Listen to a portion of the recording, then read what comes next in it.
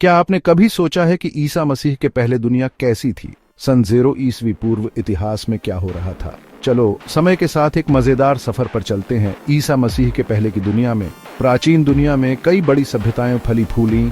उदाहरण के लिए इजिप्ट पिरामिडों का देश, संस्कृति और नवाचार का केंद्र था।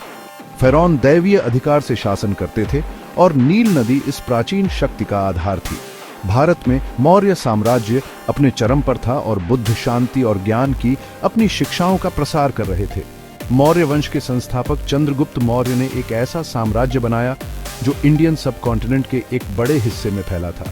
इस बीच चीन में झोउ राजवंश ने कन्फ्यूशीवाद और ताओवाद की दार्शनिक नींव रखी। नैतिकता, परिवार और सरकार पर कन्फ्यूशियस की शिक्षाएं चाइनाई संस्कृति और समाज का आधार बन गई। रोम में एक साम्राज्य के बीज बोए जा रहे थे। रोमन गणराज्य अपने क्षेत्रों का विस्तार कर रहा था, जिससे जूलियस सीजर जैसे व्यक्तियों के उदय का मार्ग प्रशस्त हुआ। और ग्रीस में प्लेटो और अरस्तु जैसे दार्शनिक बौद्धिक विरासत को आकार दे रहे थे, जो आने वाले सदियों तक पश्चिमी दुनिया को प्रभावित करेगी। जैसे जैसे हम इन प्राचीन भूमियों से गुजरते हैं, हम देखते हैं कि ईसा मसीह के पहले की दुनिया समृद्ध, विविध और अविश्वसनीय रूप से गतिशील थी।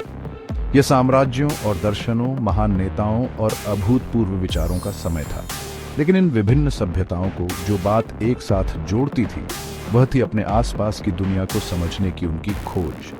चाहे स्मारकीय वास्तुकला के माध्यम से, गहन दार्शनिक चर्चा के माध्यम से या अभिनव शासन के माध्यम से, इन प्राचीन समाजों ने आज हम जो कुछ भी जानते हैं उसके लिए नींव रखी। इसलिए अगली बार जब आप अतीत के बारे में सोचें तो याद रखें कि ईसा मसीह के पहले की दुनिया मानवीय प्रयास और विजय का ताना बाना थी। एक ऐसी दुनिया जो हमारे वर्तमान को देखे और अनदेखे दोनों तरह से आकार देती रहती है। इतिहास के इस संक्षिप्त सफर में मेरे साथ जुड़ने के लिए धन्यवाद। अगर आपको अतीत की यह झलक पसंद आई है तो अधिक ऐतिहासिक अंतर्दृष्टि के लिए लाइक, सब्सक्राइब और बेल आइकन को हिट करना न भूलें। अगली बार तक हमारी दुनिया के अजूबों की खोज करते रहें।